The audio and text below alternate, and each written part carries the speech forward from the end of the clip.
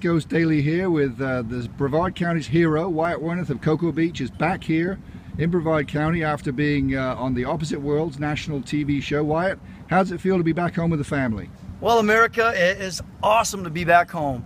I've already been to the ocean, to the beach, had a great shower, a good meal. I'm back to work, and I couldn't be more happier. Well, that's wonderful. Now, Wyatt, tell us about your most memorable experiences, and maybe share some things that the viewers at home might not realize about Opposite Worlds.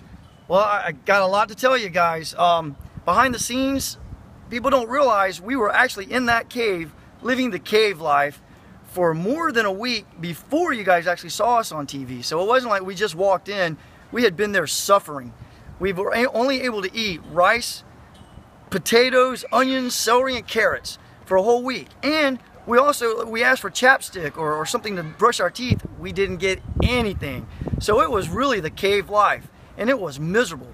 One of my most enjoyable or memorable moments was I actually scaled the wall over into the future, and I jumped into the jacuzzi and got a really nice hour of pleasure hanging out in the jacuzzi, which nobody knows about except you now. Oh, wow. Now, let me get this straight. So you're in the cave, you were living the cave life, and a special forces guy, ex-veteran here, you actually figured out how to get into the jacuzzi.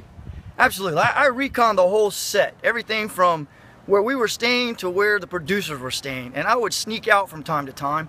I would actually grab provisions, and if someone left a coffee cup sitting around with coffee, I'd drink it. And I would climb the wall over to the other side and take food or whatever to bring back to my clan and make sure that we could keep going another day, because otherwise it was like they were trying to kill us. You were doing what was necessary to help your team. I was surviving. Yeah. Now tell us about this pact. Obviously you had this agreement, and that didn't quite work out as you expected. Well, that's what's gotten me here where I'm at right now, America, is the pact fell apart. What you don't realize, what you didn't see, unfortunately, some great behind-the-scenes stuff where we worked together once we first got in there, and it was miserable, and we got the fire started. Like I said, we were there about a week before you guys actually got to see it on TV, and we had bonded. Adversity brings people together, and we were so tight that, I mean, at that point, we were a community forced into living together in such a way that we had from different backgrounds, and we were making it work. Well, the pact we came up with was that if we had a new person introduced to the game, it would be a tactical advantage, and since we were so weak and decaying, we would put that person out first and let them potentially, hopefully, make a good victory for us. Well, as you know, I'm here where I'm at because my team decided that wasn't the strategy we were going to use, and they decided to gamble and throw me in, and I got defeated. Now, in that challenge, that was one of the most memorable things I've ever seen on TV, where you went ahead against Jesse, you were in the lead there. Tell us about the experience there in that cold water and that tar pit and that whole thing. That was amazing. Yeah, it was a tremendous experience. I've done competitions like of all nature. That was why I wanted to get on the show, was to experience stuff like that. That was just unbelievable. You couldn't predict how you were going to play the game. You didn't know what it was going to take to do it. And unfortunately, it did come down to like a luck game where it was 90% luck. I mean, I was winning that. I had it in the bag, and unfortunately, Jesse came up with his sword about 4 seconds before I did. However, a blessing in disguise, some divine intervention, was I needed to come back home.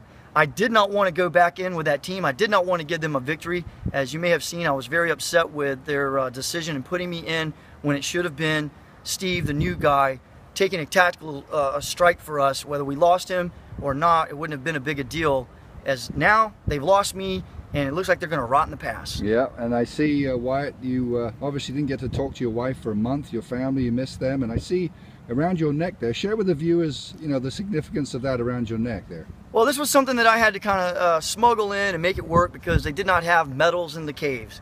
And back in the caveman days, they did not have any kind of metals. They wouldn't even give us first aid unless we were bleeding to death. But so I snuck this in, and I tied it up around my neck, and it was kind of a little message to my wife every time I played with it that I was thinking about them. So you would see me from time to time rolling my ring around on my leather cord, and I was very lucky that production allowed me to keep it, and this was kind of my signature, and I still have it today along with the caveman beard. Yeah, well, your lovely wife Pam was just telling me when she was watching you in that last challenge that she was really sort of conflicted. Obviously she wanted you to win, but she was missing you so much, and it was very tough on your wife and your family, wasn't it? It was, and I think the outcome was one of those things that